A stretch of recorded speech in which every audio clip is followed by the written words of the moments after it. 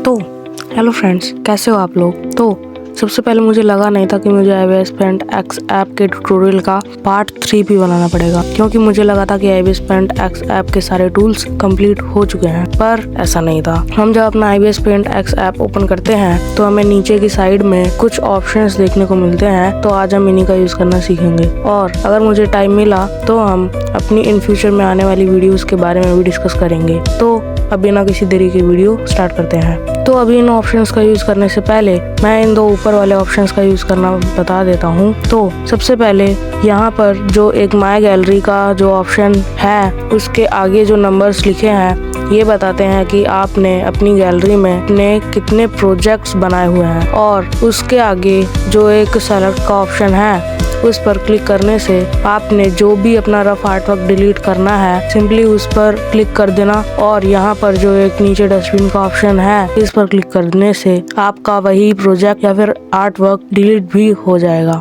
लेकिन एक बात का ध्यान रखना कि जब आप अपना आर्टवर्क डिलीट कर लेना, डन वाले ऑप्शन पर क्लिक कर देना, जिससे आपका वो आर्टवर्क सक्सेसफुली डिलीट हो जाएगा। और अब हम अपने नीचे वाले ऑप्शंस पर आ जाते हैं। तो इनमें से हमारा सबसे पहला ऑप्शन है प्लस वाला ऑप्शन। वैसे तो इसका यूज मैंने आपको बता ही दिया था, पर इसमें भी कुछ चीजें हैं जो सीखने वाली हैं। तो यहाँ पर जो एक कैनवास साइज का ऑप्शन है, इसके बारे में मैंने आपको समझा ही दिया था, लेकिन उसके ऊपर जो ऑप्शन आते हैं फोल्डर्स और इम्पोर्ट पिक्चर, तो फोल्डर्स का यूज करने के लिए हमें iOS Paint X ऐप की प्राइम मेंबरशिप लेनी पड़ेगी। तो इसका यूज मैं आपको आगे बताऊंगा, लेकिन उसके नीचे जो एक इम्पोर्ट पिक्चर का ऑप्शन आता है, उस पर क्लिक करने से आप अपनी गैलरी से ली हुई पिक्चर पर कुछ भी ड्रॉ कर सकते हो, जैसा कि आप लोग स्क्रीन पर देख सकते हो। और अब नीचे स्क्रॉल डाउन करने पर हमें एनिमेशन बनाने के ऑप्शंस दिखाई देते हैं। तो यहाँ पर iOS Paint X हमें पहले 2 कॉलम्स के कैनवास साइज ही एनिमेशन करने के लिए देता है, लेकिन मैं आप लोगों को फ्री में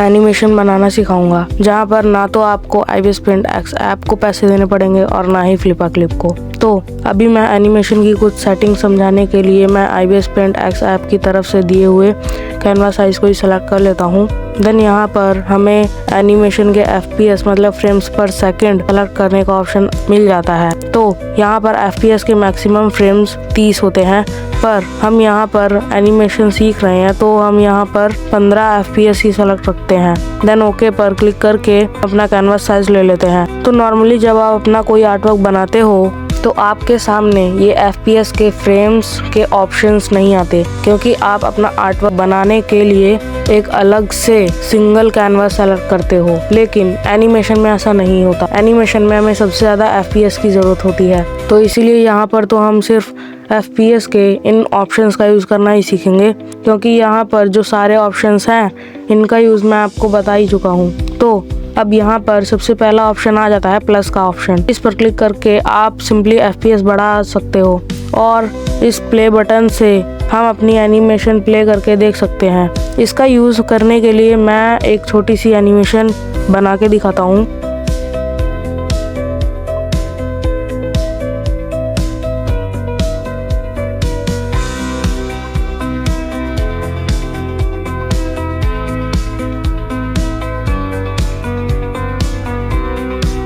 और ये जो इस ब्लैक बॉल के पीछे रेड रेड जैसा दिख रहा है कुछ, ये ओनियन सेटिंग्स होती हैं। इनका यूज मैं आपको आगे बताऊंगा।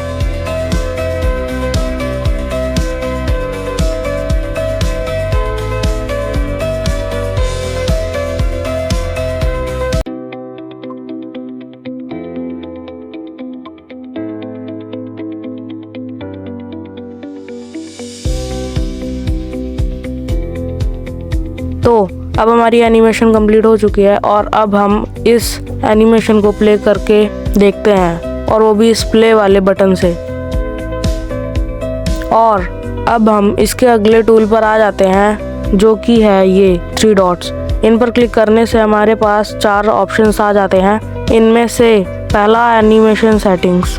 इस पर क्लिक करने से हमारे पास सबसे पहला ऑप्शन आ जाता है FPS। इसका यूज़ मैंने आपको एनिमेशन कैनवास लेते टाइम बता ही दिया था। और उससे अगले ऑप्शन आ जाते हैं प्ले ऑप्शंस। इससे हम अपनी एनिमेशन को प्ले करने के टाइप सेलेक्ट कर सकते हैं। फॉर एग्जांपल मैं यहाँ पर लूप सेलेक्ट रखता हूँ तो वो एनिमेशन शुरुआत से स्टार्ट होकर लास्ट फ्रेम पर ख़त्म होगी। देन अगेन वो एनिमेशन स्टार्टिंग फ्रेम पर जाएगी और वो एनिमेशन शुरुआत से दोबारा शुरू होगी और फिर बार बार स्टार्ट होती रहेगी। और अब उसके आगे आ जाता है पिंग पोंग प्ले ऑप्शन।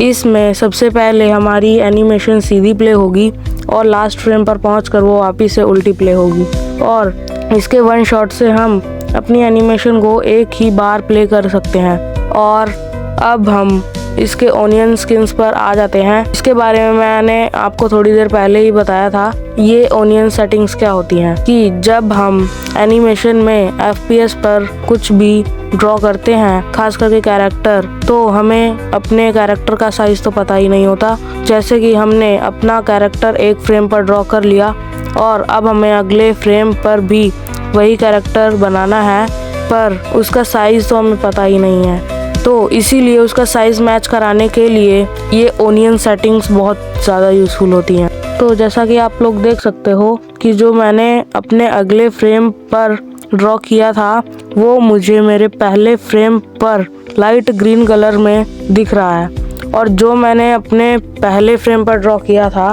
वो मुझे यहाँ पर लाइट रेड कलर में दिख रहा है। तो जब आप अपनी एनिमेशन के सबसे पहले फ्रेम और अपनी एनिमेशन के सबसे आखिरी फ्रेम के बीच वाले फ्रेम्स में होते हो तो आपको ये दोनों कलर साथ में दिखाई देते हैं, क्योंकि जो बीच के फ्रेम्स होते हैं उसके आगे भी एक फ्रेम होता है और उसके पीछे भी एक फ्रेम होता है जिसमें कुछ ना कुछ ड्रॉ हुआ ही होता है, जिनको अब हम पास्ट फ्रेम और फ्यूचर फ्रेम से समझेंगे। यहाँ पर अब अगले ऑप्शन आते हैं डिस्प्ले मोड। यहाँ पर अगर आप पास्ट को सेलेक्ट रखोगे तो आपको अपनी पिछले फ्रेम का ओनियन दिखेगा, लेकिन अगर वहीं आप फ्यूचर को सेलेक्ट रखोगे तो आपको आपके अगले फ्रेम का ओनियन दिखेगा। लेकिन अगर आप अपनी अगले और अपने पिछले दोनों फ्रेम के ओनियंस देखना चाहते हो तो यहाँ बोथ पर सेलेक्ट रखना और यहाँ नन पर क्लिक करके आप ओनियन सेटिंग्स को ऑफ भी कर सकते हो। और अब यहाँ पर आ जाता है नंबर ऑफ ओनियन स्किन्स, मतलब आप अपने एक फ्रेम पर रहकर अपने आगे के कितने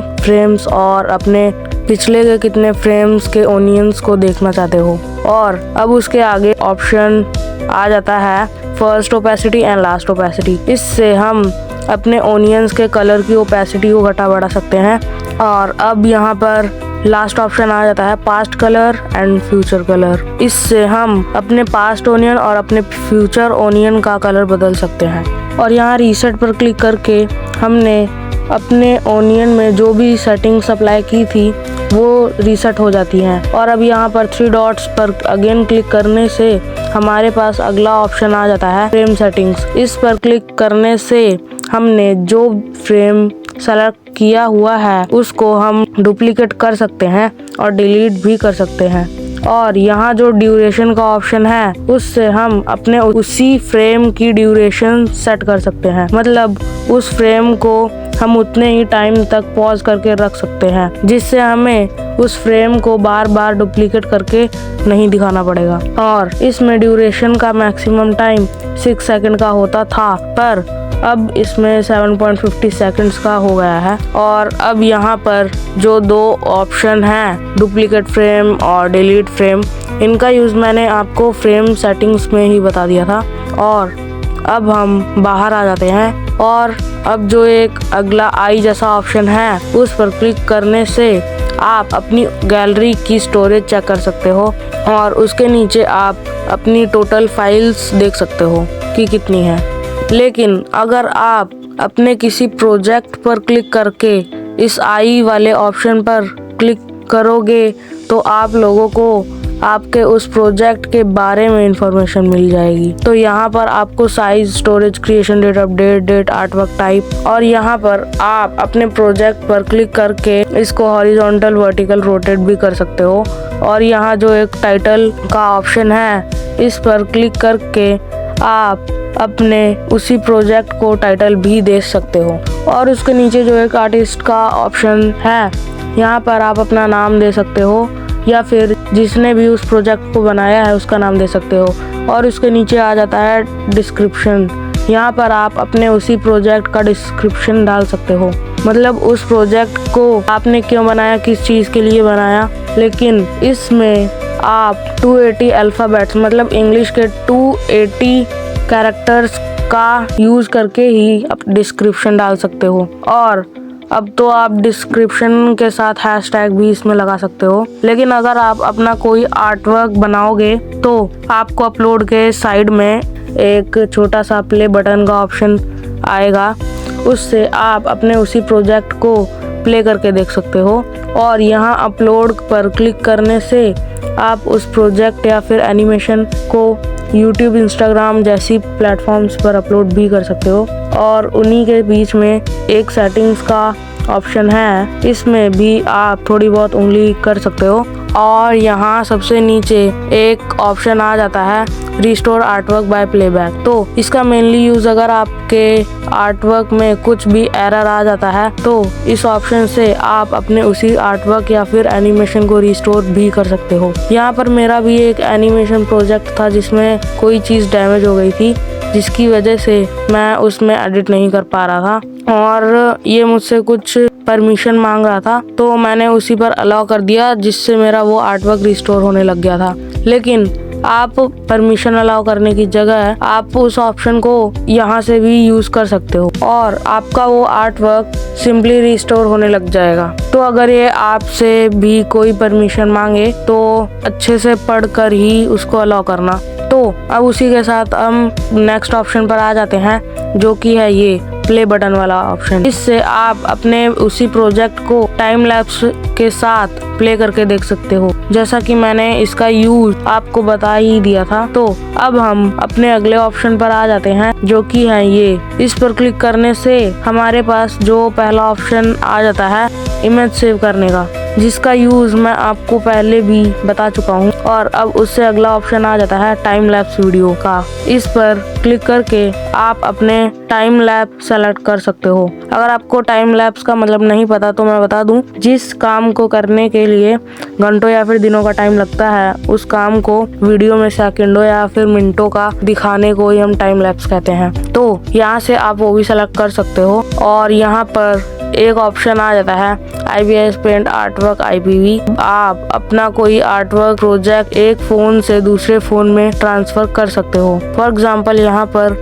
इस ऑप्शन पर मैं क्लिक कर देता हूँ, देन मुझे जिस भी मोबाइल फोन में इस प्रोजेक्ट पर काम करना है उसको सेंड कर देता हूँ। और अब उसी फोन में हम अपना व्हाट्सएप खोलेंगे जिसमें हमने ये प्रोजेक्ट सेंड किया था। और जब ये डाउनलोड हो जाए तो इस पर क्लिक करके आपके सामने काफ़ी सारे ऐप्स दिखा देगा और उन्हीं में से एक IBS पेंट X ऐप भी होगा, जिस पर आप सिंपली टाइप करके इससे आपका वो प्रोजेक्ट आपके IBS पेंट X ऐप में आ जाएगा। लेकिन एक बात का ध्यान रखना कि जब आप किसी भी प्रोजेक्ट को अपने दूसरे फोन में सेंड करना तो आपके उस दूसरे फोन में भी IBS paint X app download होना चाहिए।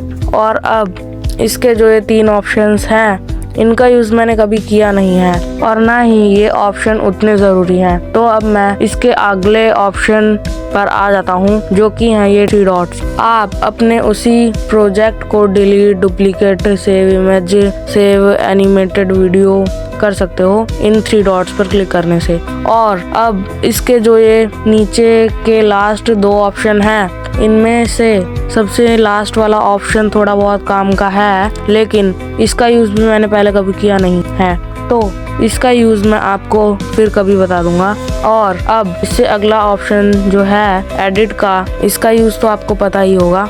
एडिट से हम उसी प्रोजेक्ट में जाकर हम कुछ भी एडिट कर सकते हैं। और इसी के साथ हमारा पूरा IBS paint X app complete हो चुका है। लेकिन मैं आपसे रिक्वेस्ट करता हूँ कि आप लोग IBS पेंट X ऐप में कोई भी प्रोजेक्ट बनाने से पहले इस ऐप को अपने फेसबुक के साथ लॉगिन कर लेना, क्योंकि मेरे साथ ये चीज़ 1-2 हफ्ते पहले ही हुई थी कि मेरे फ़ोन में कुछ एरर आ गया था, जिसकी वजह से मेरे फ़ोन के सारे स्टोरेज वाले ऐप्स डिलीट हो गए थे, जिनमें से एक IBS पेंट X ऐप भी था। और जब मैंने इसको डाउनलोड किया तो इसमें एक भी फाइल नहीं थी और ना ही मैंने इसको फेसबुक से लॉगिन किया था, जिसकी वजह से मैं और कुछ कर भी नहीं सकता था। और मेरे बहुत सारे बैकग्राउंड भी थे जो कि मैंने पूरे 1 साल में बहुत मेहनत से बनाए थे। लेकिन कोई बात नहीं, मैं आगे भी आप लोगों के लिए ऐसा ही वीडियो लाता रहूँगा, बस आप लोग भी थोड़ा बहुत सपोर्ट दिखाइएगा। लेकिन एक और बात थी जो मैं आपको बताना भूल गया शायद से, कि मैं इस चैनल से क्विट कर दूंगा। लेकिन एनिमेटर्स के लिए टेंशन की बात नहीं है, क्योंकि जो मुझसे एनिमेशन सीखना चाहते हैं उनके लिए तो मैं वीडियोस इस चैनल पे लाता रहूँगा। लेकिन अप्रैल और मई में आप लोगों को मेरा एक नया चैनल देखने को मिलेगा, जिसमें मैं अपनी खुद की एनिमेशन बनाऊंगा। लेकिन उससे पहले मैं आप लोगों को इस चैनल पर सिखा के जाऊंगा कि मैं अपने इन फ्यूचर के चैनल की वीडियोस कैसे बनाऊंगा। और अगर मुझे टाइम मिला तो हम ड्राइंग पर भी थोड़ा बहुत फोकस करेंगे, क्योंकि एक तरह से ड्राइंग के बिना एनिमेशन हो ही नहीं सकती मेरे हिसाब से। लेकिन कुछ होते हैं जो बिना ड्राइंग स्किल्स के भी अच्छी एनिमेशन बना लेते हैं, लेकिन उनकी वीडियो क्वालिटी उतनी अच्छी नहीं होती, आप लोगों को भी पता ही होगा। और हाँ गाइस, मेरा एक टेलीग्राम चैनल भी है जिसका नाम एनिमेटिक फ्यूजन, आप उस पे भी जाके सब्सक्राइब कर लीजिए, क्योंकि मैं अपने